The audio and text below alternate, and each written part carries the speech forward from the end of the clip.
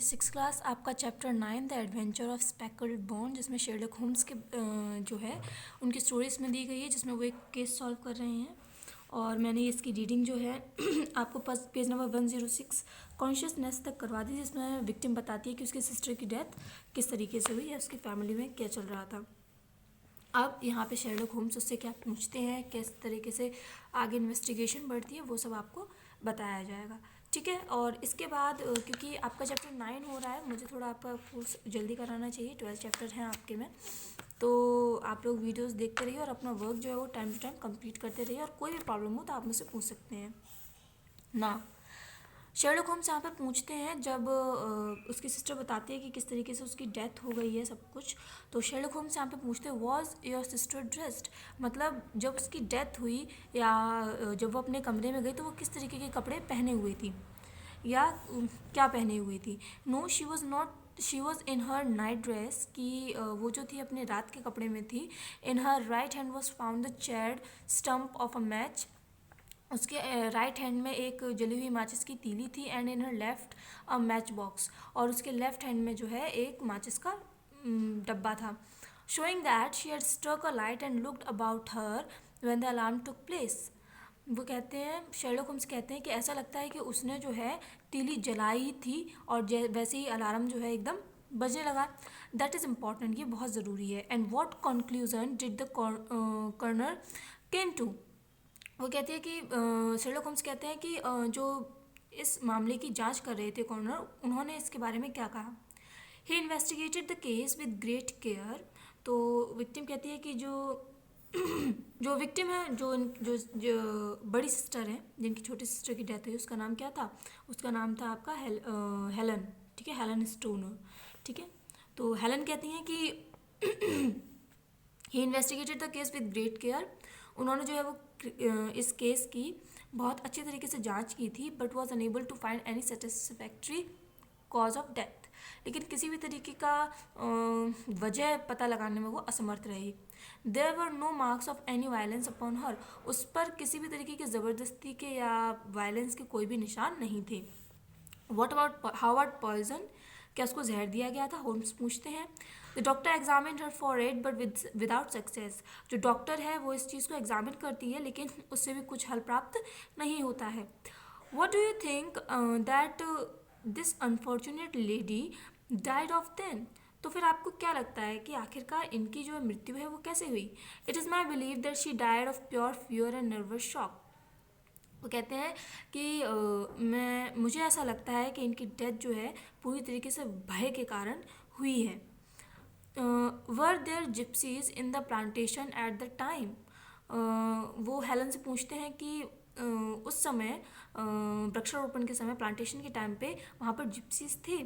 मुझे जिप्सीज का कोई फाइन मीनिंग नहीं मिला, तो मैं कंफर्म नहीं कर सकती हूँ ये क्या होता है। मैंने सर्च किया लेकिन मुझे इसका कोई एक्यूरेट मीनिंग नहीं मिला इसका, तो मैं इसको जिप्सीज ही रहने दूंगी।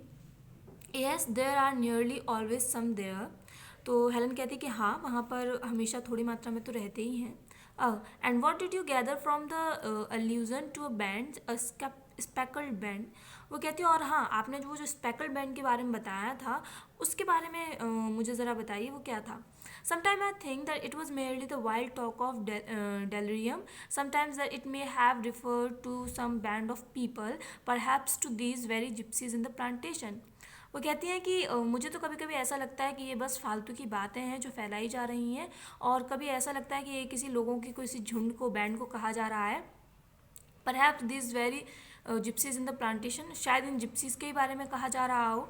आई am now engage to Percy Armitage, मैं जो हूँ आप मेरी जो है सगाई हो चुकी है पर्सी एमटेज के साथ, the second son of mister Armitage, वो अपने पिता के दूसरे पुत्र हैं।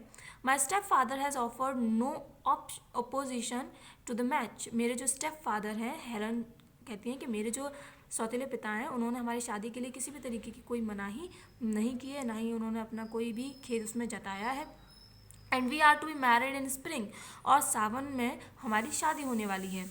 2 days ago some repairs were started in the west wing of the building, 2 दिन पहले जो वेस्ट विंग है हमारे घर का, वेस्ट साइड जो है वहाँ पर कुछ रिपेयरिंग स्टार्ट होने लगी। And my bedroom wall has been pierced, और जो मेरी बेडरूम की वॉल है, जो मेरे कमरे की जो दीवार है, उसमें जो है एक आध छेद किए गए हैं. So I have to move into the chamber in which my sister died. तो मुझे उस कमरे में जाना पड़ा रहने के लिए जिसमें मेरी बहन की डेथ हुई है. Last night I suddenly heard a low whistle. कल रात मैंने जो है वहाँ पर सीटी की हल्की सी आवाज़ सुनी, which had been the hurdle of her own death, जो कि मेरी छोटी बहन की डेथ का एक अहम हिस्सा था. आई स्प्रैंग अप, मैं तुरंत वहाँ से उठी एंड लिट द लैम्प, और मैंने लैम्प जलाई, but nothing was to be seen in the room. लेकिन रूम में कुछ था ही नहीं जो मुझे दिखे. I was too shaken to go to the bed again. मैं इतना ज़्यादा डर गई थी कि मैं दोबारा सो नहीं पाई. So I got dressed and in the morning and came to see you. और मैं तुरंत तैयार होकर आपके यहाँ आपको मिलने चली आई. You have done wisely, said my friend, but have you told me all. जो होम्स हैं वो कहते हैं कि आपने बहुत अच्छा किया, but have you told me all, पर क्या आपने मुझे सब कुछ बता दिया है. Yes all. हेलन कहती है कि हाँ, मुझे जितना पता था मैंने सब आपको बता दिया है. There was a long silence during which Holmes leaned his chin upon his hand and stared into the crackling fire. काफ़ी लंबे विराम के बाद जो होम्स हैं वो अपना जो चिन है, ठोड़ी है, वो अपने हाथ पर रखते हैं और जो सामने आग जल रही है उसको देखते हैं. If we were to come to the Stoke Moran today, would it be possible for us to see over these rooms without the knowledge of a stepfather. तो होम्स कहते हैं कि अगर हम अभी इस वक्त आपके घर पे जो स्टॉक मोरन में है, अगर हम अभी आ सकें तो क्या ये सही रहेगा. क्या ऐसा पॉसिबल है कि हम आपके घर पे आएँ, लेकिन हम नहीं चाहते हैं कि आपके स्टेप फादर को इसके बारे में कुछ पता चले. तो हेलन कहती है he is going for some important business, तो he will be away all day. कि वो किसी इंपॉर्टेंट बिजनेस के लिए, काम के लिए बाहर जा रहे हैं, तो वो पूरा दिन लगभग बाहर ही रहेंगे. And that were would be nothing to disturb you. और उस समय देयर वुड बी नथिंग, मतलब तो आपके लिए किसी भी तरीके की कोई दिक्कत पैदा नहीं होगी. Excellent, you may expect us early in the morning, early in the afternoon, Holmes said. Holmes कहते हैं कि आप जो है बहुत अच्छी बात है, हम जो है आप हम लोगों को लगभग दोपहर में हम लोग आ जाएंगे आपसे मिलने के लिए. On reaching the place our client hurried forward to meet us. I have been waiting so eagerly for you. अगले दिन जब वो आफ्टरनून में पहुंचते हैं, होम्स और उनके दोस्त, तो वो पहुंचते हैं तो वो देखते हैं कि उनके जो क्लाइंट हैं हेलन है, वो तुरंत दौड़ के आती हैं और कहती हैं I have been waiting so eagerly for you. मैं आपका बहुत उत्सुकता से इंतज़ार कर रही थी. शी क्राइड, वो तेज़ आवाज़ में चिल्ला के कहती है, shaking hand with us warmly, और बहुत अच्छी तरीके से हमसे हाथ मिलाती हैं. Doctor Roylott has gone to town. वो कहती हैं कि डॉक्टर रॉयलट, जो कि उनके पिता हैं, वो टाउन में गए हैं. It is unlikely that he will be back before evening, और वो शाम से पहले घर वापस नहीं आएंगे. Holmes began by taking a walk around the house. Holmes जो है घर के आसपास जो है चलना शुरू करते हैं, अंदर चलना शुरू करते हैं. This I take it belong to the room in which you use to sleep. वो एक रूम देखते हैं और वो कहते हैं कि मुझे लगता है कि आप इसी रूम में सोया करती थी. The centre one of your sisters, और जो बीच में है वो आपकी बहन का है. And the next one the main building to doctor Roylott's chamber, और जो उसके बगल में जो चैम्बर है उसमें जो है मिस्टर रॉयलेट का कमरा है. Exactly so, but I am now sleeping in the middle one. वो कहती है हाँ बिल्कुल आप सही कह रही हैं, लेकिन अब जो है मैं बीच वाला जो कमरा जिसमें उसकी बहन की डेथ हुई थी, मैं उसमें सोती हूँ. Holmes remark that there actually did not seem to be any need to repair the wall of our original room. Holmes कहते हैं कि मतलब जैसे वो सोचते हैं कि इनके जो रूम है हेलन का, उसके रूम में कोई ज़्यादा ज़रूरत नहीं थी रिपेयर करने की.